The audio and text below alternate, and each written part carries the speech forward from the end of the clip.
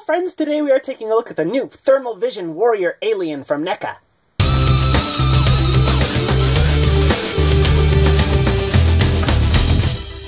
The story with this guy is that in Alien vs. Predator, when a Predator looks at a Xenomorph with his thermal visor, this is what they see, because Xenomorphs don't have normal body heat, because they're weird creatures, which means that the sculpt on this guy is the same as Neca's earlier Alien vs. Predator Warrior, this guy, and this guy had a great sculpt. I really loved it, because I think there's something about the design that just lends itself really well to toy form, and this guy has the same exact sculpt, so I love the sculpt on this guy too. And I just think it's a great design that they went with in AVP in general, even though AVP is not one of the best Alien movies. It has one of the best Alien designs, I think. But the big difference with this guy is obviously the paint.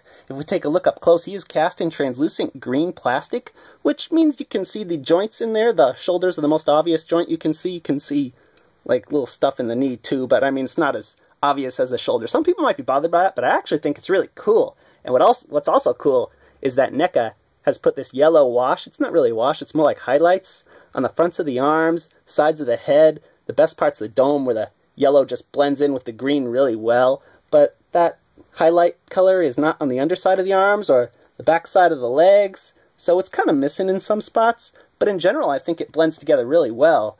Although what's weird is, like, why are the teeth painted yellow? Wouldn't your teeth be black in thermal imaging? I don't know, but what's cool is this guy glows in the dark! And here's a look at said glow-in-the-dark feature. Pretty disappointing. On camera, at least. In person, he does give off a nice dull green glow, especially where there's that yellow paint applied, but, you know, you guys can't see that on the camera. Here, I'll turn on my flashlight so you can see that the figure's actually still there. I'll point this flashlight on him for a while, and I'll turn it off again, and you'll see it doesn't really glow on camera. But in person, you can see the skeleton frame really good in the glow, and I'm not disappointed with it. Although you guys are probably disappointed, because you can't see anything right now.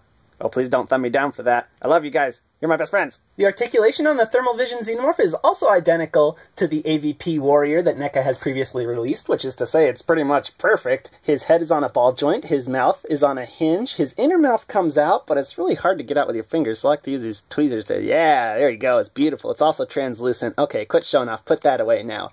He has a diaphragm joint right here. He's got hinge and swivel shoulders, double hinged elbows that swivel at the top, and they swivel at the bottom. It's kind of unnecessary, but it's nice. He's got hinge and swivel wrists, hinges in the fingers, right there. He's got ball joint hips that also twist right there. There's thigh cuts up there. He's got double hinged knees that only swivel at the top. He has a ball joint ankle. Well, he's got two, actually. One there, obviously. The hinged toes, and a big old bended tail that Neca always does, that also twists, which is very nice. The articulation is pretty much perfect. I can't think of anything else they could have added. It's 100% grade A material.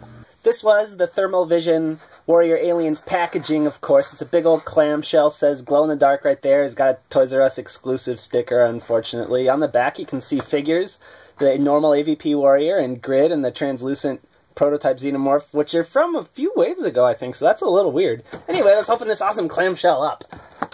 Once you get the tray out, you can tell that the ultimate figures Neca does, this is obviously not. It's like 4 different twist ties holding them all in there. Just are annoying because you gotta undo them to get him out.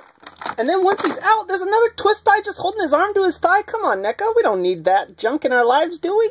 So no accessories means it's time to go right to the scale, and the Thermal Vision Xenomorph stands at 9.5 inches tall.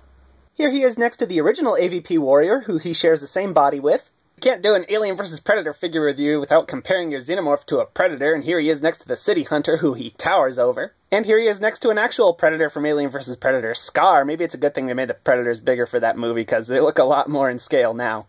Now, just for fun, here's the Thermal Vision Xenomorph next to Thermal Vision Dutch. And as always, here's the Thermal Vision Xenomorph next to Batman and Spider-Man.